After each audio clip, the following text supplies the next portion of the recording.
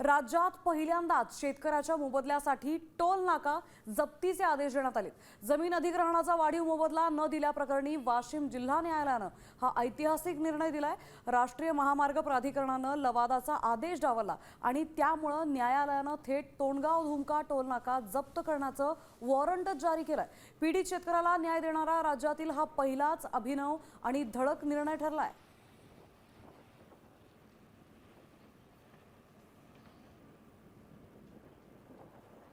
ज्युडिशरीच्या इतिहासातली पहिली घटना आहे की राष्ट्रीय महामार्गावरती जो टोल नाका आहे तो टोल नाका फक्त मोबदला दिला नाही प्राधिकरणाने, राष्ट्रीय महामार्ग प्राधिकरणाने, म्हणून आपले वाशिम जिल्ह्याचे प्रिन्सिपल डिस्ट्रिक्ट जज यांनी जप्त करून वसुली करण्यासाठी जप्त करण्याचा आदेश पारित केलेला आहे। होणाऱ्या बायपाससाठी आणि झालेल्या बायपाससाठी संपादित झाली होती जमीन, त्याचा मोबदला जो आम्हाला द्यायला पाहिजे होता तो रेडी रेकनरच्या दरानुसार न देता भूसंपादन अधिकाऱ्यांनी रुपयाचे 4 आणेच आम्हाला पैसे दिले होते। त्याविरुद्ध आम्ही लवाद अधिकारी तथा अपर जिल्हाधिकारी यांच्याकडे आम्ही अपील केले होते।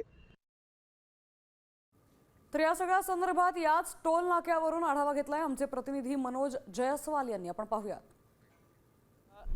विकासासाठी प्रकल्प असतील किंवा रस्त्यासाठी शेतकऱ्यांच्या जमिनी अधिग्रहण केल्या जातात आपण बघितलं आहे। यासाठी शेतकऱ्यांना मोबदला मिळतो, मात्र अनेक वेळा शेतकऱ्यांना कमी मोबदला मिळाल्यानंतर शेतकऱ्यांनी न्यायालयाचे दरवाजे ठोठावले आहेत आणि यावेळा अनेकदा शेतकऱ्यांच्या बाजूने निकाल लागल्याचं बघितलं। त्यानंतर अनेक कार्यालय असतील त्यात प्रामुख्याने जिल्हाधिकारी किंवा संबंधित विभागाच्या कार्यालयाचे जप्तीचे आदेश आपण बघितलेले आहेत। मात्र वाशिमच्या जिल्हा न्यायालयाने एक ऐतिहासिक निकाल दिला आहे आणि तो निकाल या टोलनाक्याच्या संदर्भात आहे।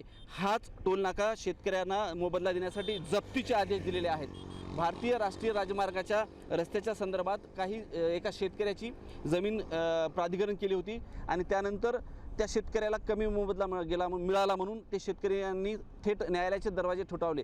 त्यानंतर मात्र काल एक ऐतिहासिक जिल्हा न्यायालयाने निकाल दिलेला आहे आणि तो म्हणजे थेट ही जमीन हा नाका जप्त करून त्या शेतकऱ्यांना मोबदला द्यावा। यासाठी या विभागाला 20 जुलैपर्यंतची मुदत देण्यात आली आहे। मनोज जयस्वाल, साम टीव्ही न्यूज, धुमका, वाशिम।